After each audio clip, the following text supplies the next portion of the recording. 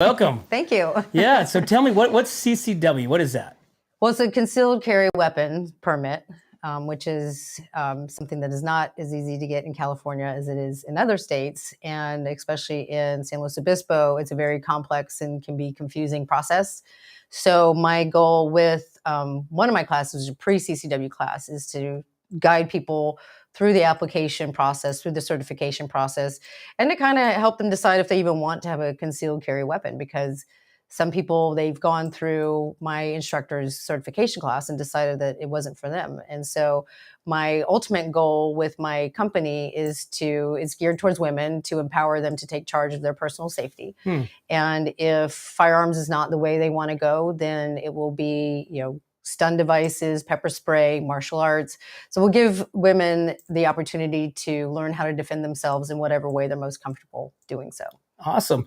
So your business name, Miss Defense. Right. So how long did it take to come up with that? I just came It's like, I mean, everybody thinks so hard and heavy into their business name. It's like Miss Defense. Yeah. You're like, okay. That works. Yeah. Yeah. I mean, it fits you. Miss Defense. All right.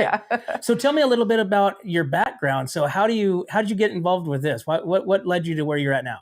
So my parents were in law enforcement. My mom was a police officer in Atlanta, and back in the 70s and 80s, when it wasn't a safe place, it was the #1 murder capital in the world, I think, just ahead of Detroit. Oh my So gosh. my mom's like all of 5'2", 100 pounds soaking wet. So, and that's where she met my stepdad, who pretty much raised me, and he was homicide.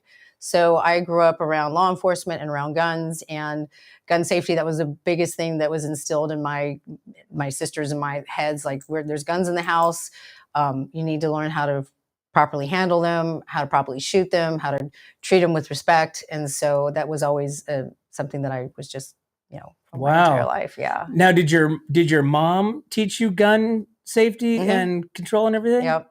Wow.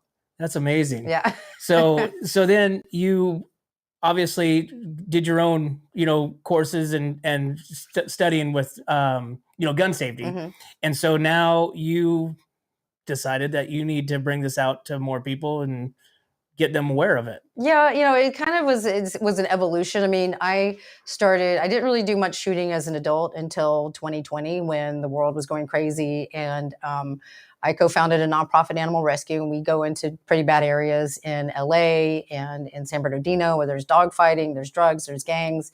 And at the time, it was just so crazy that I felt the need to protect myself. So I started learning how to shoot, and I went out to Front Sight to shoot. I had an instructor in Orange County. And then I got my CCW down there, and it just kind of evolved into me wanting to work more with women and empowering them to protect themselves, because women are more likely victims than men.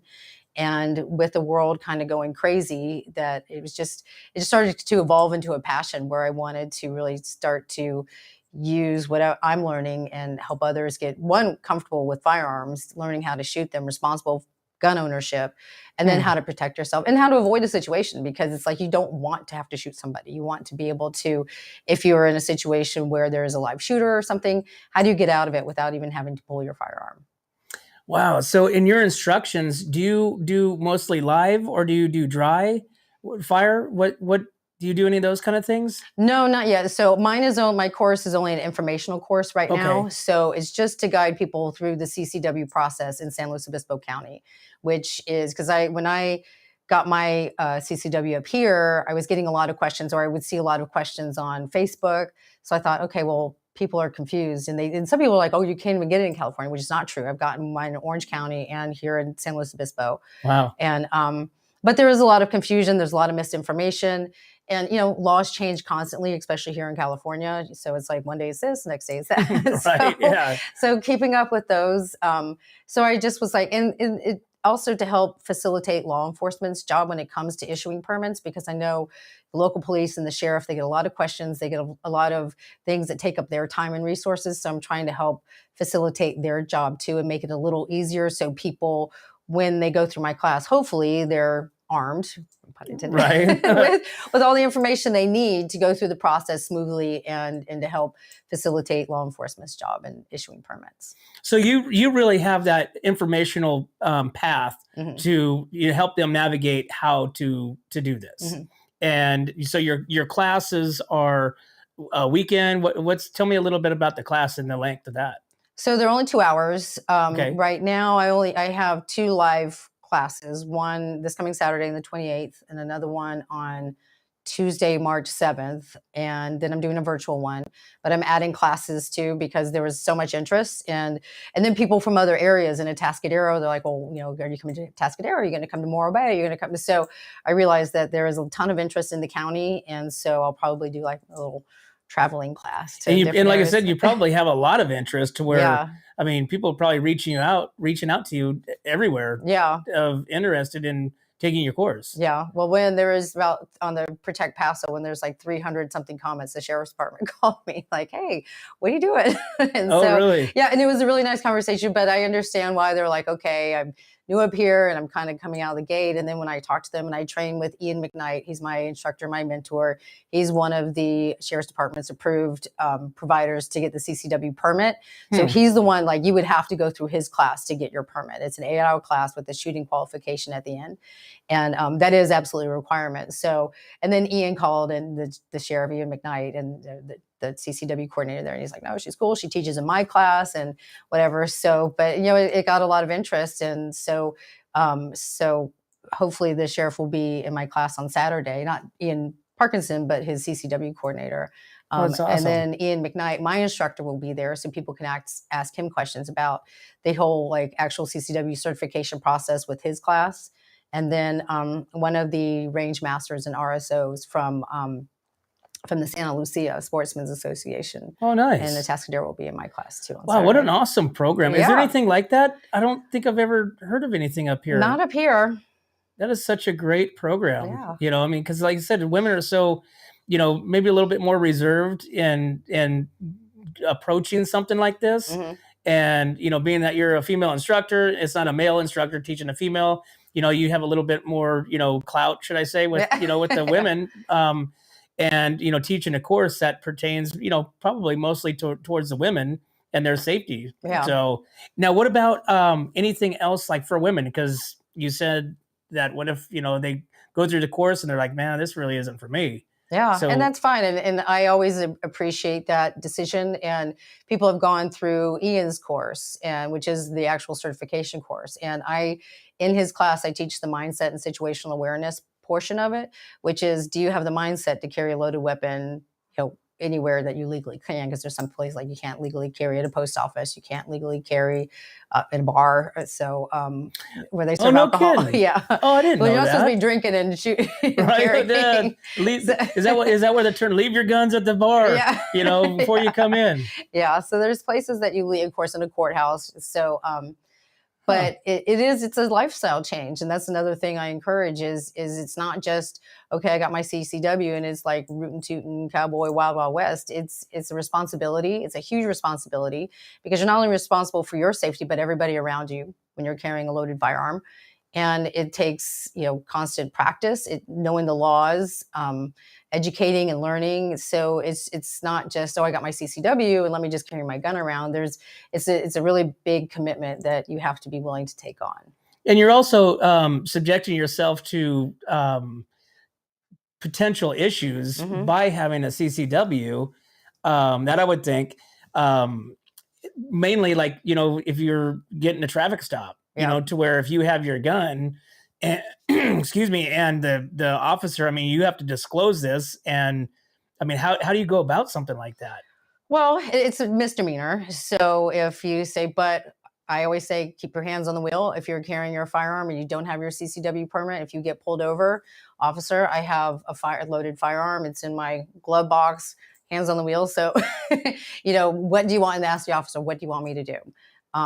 And my registration's in the glove box, and so is my gun.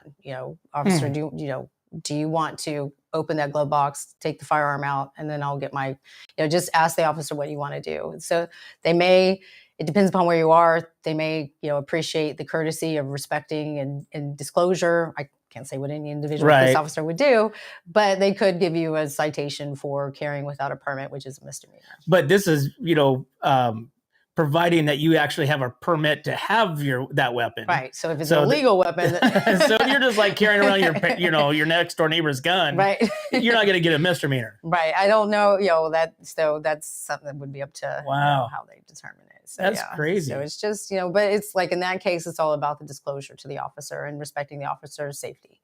Awesome. And so you mentioned other defense options for hopefully in the future for your classes. Yeah. So go ahead and tell me those. So if, somebody goes through my class and they say, I'm just not comfortable with a firearm and carrying a firearm, then there will be, stun mechanisms, either stun guns, or they have like the little hand stun thing. It's like a little glove that. Oh, really? Yeah. So there's a lot of now, like devices become pretty, sophisticated. So they have stun devices. Pepper spray is always an option.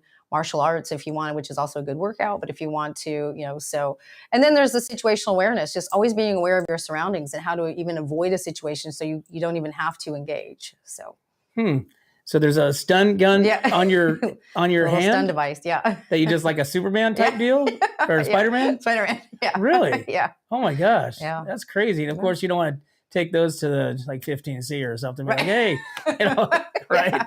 A few glasses of wine. Look at my stun device. Yeah. Oh my gosh, that's awesome. That's really cool what you're providing. Thank you. And so women can get a hold of you you have your class coming up. Mm-hmm. And then you're going to obviously with the response that you've been getting, you're probably going to have quite a few of them, I imagine, because you can only. Is it just you as the instructor, or is there others that are going to be with you? Well, and it's for men and women. Just because my training, when I get to actual firearms training, will be mostly for women. But if a guy was like, hey, because everybody learns differently, and that's the one thing that is, some people are visual learners, some people are better just reading. Men receive information differently than women, obviously. Some women, like all of my instructors have been men, but I grew up in law enforcement. So I don't mind that more, and not all men are like this, but the more aggressive, like militant type of training, just because that's how I can receive the information. But some women have told me like, well, I'm intimidated by men that are former military and police. I feel like I've got to be so perfect or whatever. So it makes them feel comfortable that it's a woman. So but there have been some men that are like, well, I'd rather learn from a woman because you're more nurturing. And you're, right.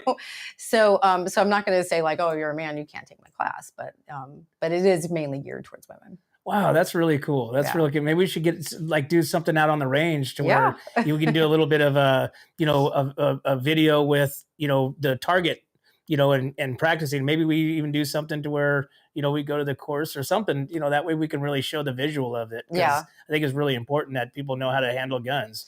Yeah. And it's interesting because like and what Ian, my instructor, teaches me it's more about the technique, because people, they teach firearms and there's like, oh, it's about having the strength and the upper body and blah, blah, blah. And it's really not. It's kind of like a golf swing. Like if you've played golf, that it's not about how hard you smack the ball. It's your technique and the follow through. And it's the same thing with firearms. It's your handling technique. It's following through with the trigger. It's, it's like he always says, it's just a button. You're just pushing the button. And some people freak out. And so it's really, but like, I want to teach the technique too, that's appropriate. And because people will develop bad habits, just like with anything. And having a bad habit, especially when you're carrying a concealed loaded weapon, it could do more harm than good. So it's also teaching people, proper gun handling and proper technique when it comes to shooting. What is your what's your weapon of choice? It's a 9mm. Of course. Awesome. Yeah. So, but I have my 45, my 1911. That's probably my favorite gun. But yeah, very cool. I carry a 9mm.